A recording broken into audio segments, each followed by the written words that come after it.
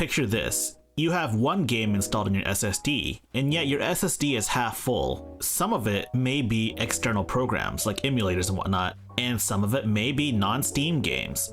But a vast majority of it tends to be shader caches. And despite the fact that most of my games are installed on my SD card, all of the shader caches are stored on the SSD. How can we remedy this?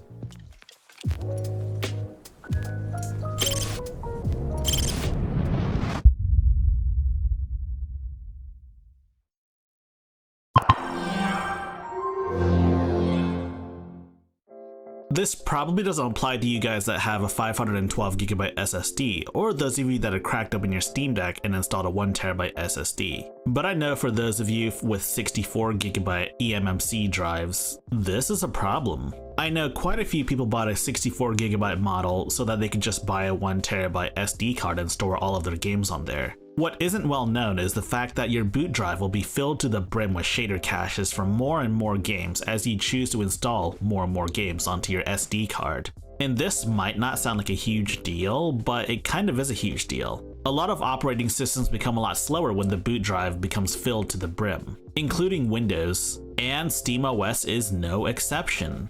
And here's a more important question: why aren't these shader caches installed onto your SD card by default?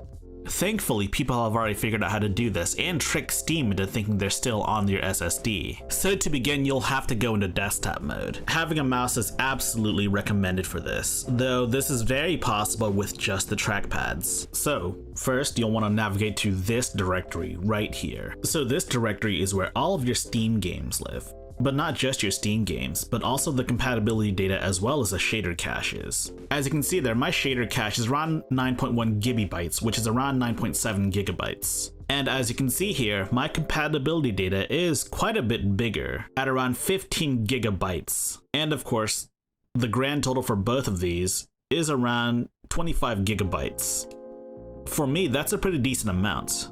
But if you have more Steam games installed, these two folders will be much larger. Keep in mind that these only apply to Steam games. These do not apply to non-Steam games, such as emulated games or games from another storefront. Now it's time to move these over to your SD card. I'm going to create a new folder for both the shader caches and the compatibility data. The compatibility data and the shader caches need to have their own separate folders. Now yes, a lot of these numbers seem very meaningless, but they're not meaningless. Each one of these folders in both shader and compatibility folders correspond to a different Steam game. For example, this first one right here, 22380, that's Fallout New Vegas. Also in the compatibility data folder, you'll find data for non-Steam shortcuts in here as well. That stuff will not be found in shader caches though, so yeah, there's that. First, you'll want to determine which games are on your SD card and which games are on your SSD. Generally speaking, you'll want the compatibility data as well as the shader cache data to remain on the SSD if your game is on the SSD, of course, whereas most everything else can go onto the SD card. So yes, move all of the folders inside of your compatibility data folder into a new folder on your SD card. Same with the shader cache as well. Depending on how many games you have installed and what games they are, this might take a bit. Once you've successfully moved everything over to your SD card, you'll need to create a symlink. Highlight all of the folders and then drag all of them directly back into the folder.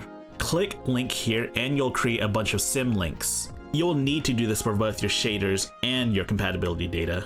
And then you're done. So let's try out some games, shall we? So we're gonna start off with a pretty light game. This is Fall Guys right here. And Fall Guys is pretty fun, though unfortunately, if you didn't buy it on Steam, you can't buy it on Steam anymore. It's Epic exclusive now. And honestly, I haven't really played a lot of Fall Guys, so I'm not that great at the game yet. But hey, 19 out of 42. That's not bad.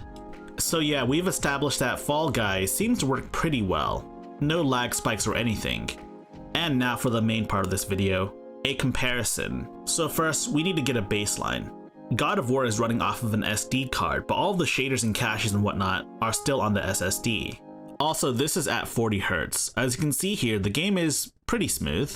I usually hang out around this area because this area has a lot of water, and it has a waterfall, and it's got a lot of lights and stuff. And as you can see there, moving into a new area doesn't really do a whole lot. It doesn't lag or anything, so that's good. That's our baseline. That's how the game should be played, in my opinion anyways. And this is God of War with its shader cache and compatibility data on an SD card. Most of the time it runs really well, but occasionally you'll just have unavoidable dips in FPS. It gets especially bad when you load into a new area. And honestly, I'm not really sure how the loading works in this game, though as you can see here, walking like an inch into the new area and I just keep walking into it and there's lag spikes all over the place. More testing will need to be done, but preliminary testing shows that honestly this might not be the play for large AAA titles like this. And real talk, that's kind of to be expected. At their fastest, SSDs are magnitudes of orders faster than SD cards. It's just that there's very few modern titles that make full use of an NVMe SSD. Of course, having your compatibility data and your shader caches on your SSD makes things a lot better and a lot smoother as well. That said, for a lot of smaller titles, this is a pretty decent solution. Though for a lot of those smaller titles, the shader caches won't be nearly as big as, say, God of War. Same deal with the compatibility data. And heck, I've even confirmed this with an actual Valve employee. And yes, I did in fact confirm that this is the real Pierre-Loup from Valve Software. And yes, he did confirm that while the performance wouldn't be great, honestly, it should still work.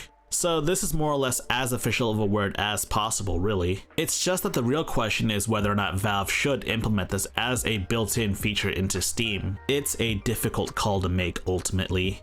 By default, your perceived performance out of an SD card actually comes from your SSD, given that your shader caches and compatibility data is stored on your SSD, regardless of where you actually install your game. The occasional random micro stutters, as well as the stutters when you load into a new area, really takes me out of a game.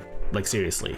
It really just depends on if you're willing to live with these compromises, especially for AAA titles. I myself bought a 256GB SSD model, so I'm not really struggling that much for space. But honestly, if you're running a 64GB model and you don't plan on replacing your SSD anytime soon, and you're strapped for storage, this might be the... So if you like my content, please like, subscribe, share with your friends, join my Discord server, and also enable notifications.